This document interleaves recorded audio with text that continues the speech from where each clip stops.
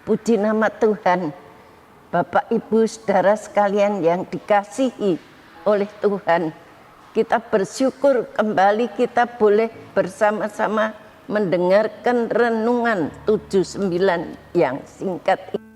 Mari kita renungkan firman Tuhan bersama-sama dengan menggunakan 365 hari yang mengubahkan.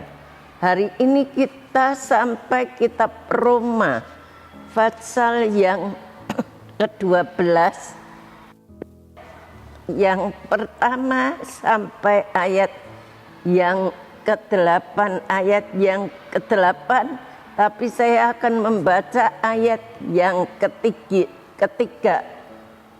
Demikian bunyi firman Tuhan, berdasarkan kasih karunia yang dianugerahkan kepadaku, aku berkata kepada setiap orang di antara kamu, janganlah kamu memikirkan hal-hal yang lebih tinggi daripada yang patut kamu pikirkan, tetapi hendaklah kamu berpikir begitu rupa, sehingga kamu menguasai diri menurut ukuran iman yang dikaruniakan Allah kepada kamu masing-masing. Puji nama Tuhan.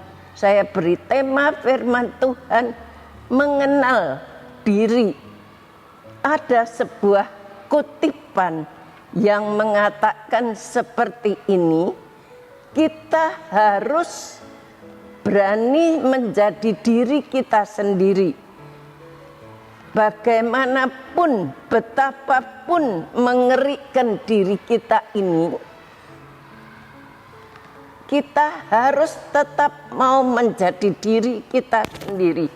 Banyak orang tidak mengerti siapakah dirinya karena dia tidak berani menjadi diri sendiri.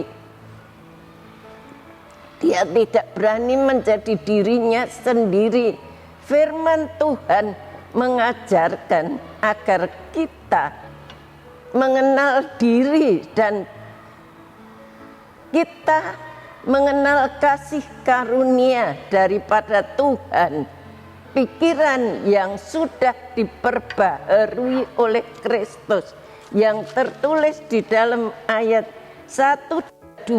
Saya baca ayat yang kedua. Janganlah kamu menjadi serupa dengan dunia ini, tetapi berubahlah oleh pembaharuan budimu, sehingga kamu dapat membedakan manakah kehendak Allah, apa yang baik dan yang berkenan kepada Allah dan yang sempurna. Kalau kita melihat ayat ini bertujuan untuk bisa mengetahui kehendak Allah. Kitab firman Tuhan itu bertujuan supaya kita bisa mengerti apa yang menjadi kehendak Allah. Namun pikiran yang sudah diperbaharui itu juga dipakai untuk mengevaluasi diri sendiri.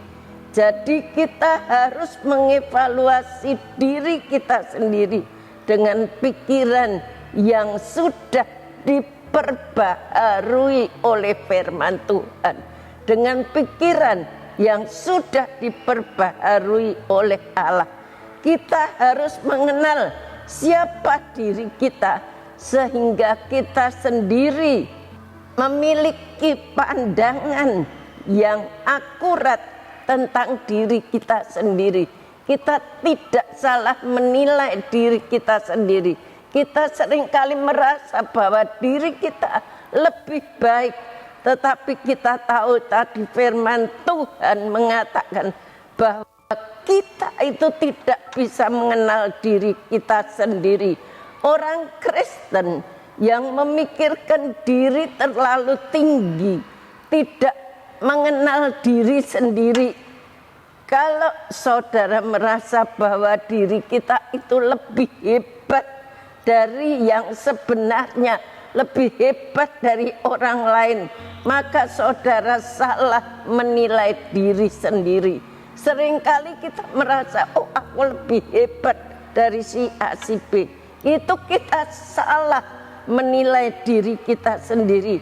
Demikian juga kalau kita merasa diri lebih rendah dari yang sebenarnya, kita juga tidak mengenal diri sendiri. Ada orang yang minder, merasa diri itu lebih rendah. Itu juga salah kita menilai tentang diri kita sendiri. Bagaimana caranya menilai diri dengan tepat? Ayat 3 bagian C dikatakan demikian, menurut ukuran iman yang dikaruniakan Allah kepada kamu masing-masing. Menurut ukuran iman yang dikaruniakan Allah kepada kamu masing-masing. Jadi menurut ukuran iman yang dikaruniakan kepada kita masing-masing, kita dapat mengenal diri kita melalui iman. Iman yang seperti apa yang dimaksud oleh Paulus untuk mengenal diri kita?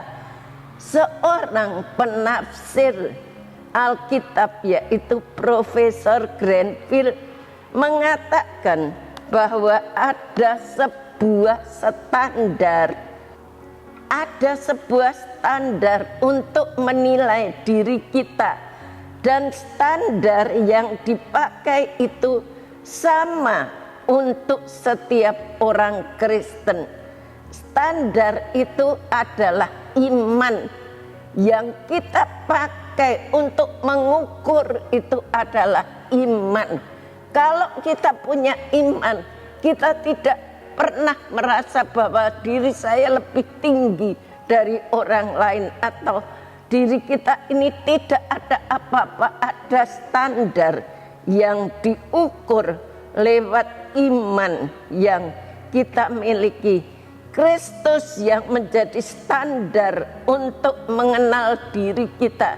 Jadi Kristus itu satu-satunya adalah standar untuk mengukur diri kita. Lalu siapakah kita? Diri kita itu adalah umat tebusan Kristus, umat yang sudah ditebus, umat yang sudah diselamatkan lewat penyaliban Tuhan Yesus Kristus. Tanpa pengorbanan Tuhan Yesus, tidak ada saya di tempat ini. Tidak ada saya bisa melayani Tuhan. Itu semua kosong kalau tidak melalui penyaliban daripada Tuhan Yesus di atas kayu salib dalam tebusan Kristus. Kita adalah dombanya Allah. Kita adalah anak Allah. Kita yang paling penting, kalau saudara ditanya siapakah saudara, saya adalah anak Allah, umat yang dikasihi Allah. Kita ini anak Allah yang dikasihi oleh Allah. Dalam diri kita ini tidak ada apa-apa. Kita harus mengenal diri kita sendiri. Kita bisa mengenal diri kita sendiri lewat kita harus berani menjadi diri kita sendiri, dan betapapun keadaan kita, kita harus mengukur diri kita sendiri itu. Dengan itu kita bisa mengenal diri kita sendiri. Kita tidak mungkin mencapai banyak hal di dalam dunia ini tanpa mengenal diri kita di hadapan Kristus. Banyak hal yang bisa saudara capai dalam kehidupan ini kalau saudara mengerti bahwa saudara adalah anak Tuhan, umat dari Allah semesta alam. Kita harus menyadari kita adalah anak Tuhan, umat Allah dari semesta alam, hanya oleh karena kasih dan anugerah Tuhan kita boleh berada seperti kita ada saat ini. Siapakah diri kita?